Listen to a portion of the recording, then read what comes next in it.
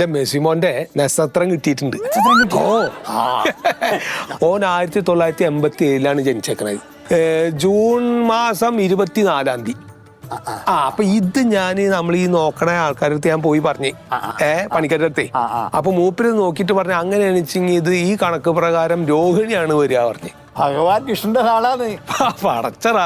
പടച്ചോ കാക്കട്ടെ, ഭഗവാന്റെ നാളല്ലേ, ആയിക്കോട്ടെ. പിന്നെ മൂപ്പര് ഒരു സംശയം എന്നോട് പറഞ്ഞിരുന്നു.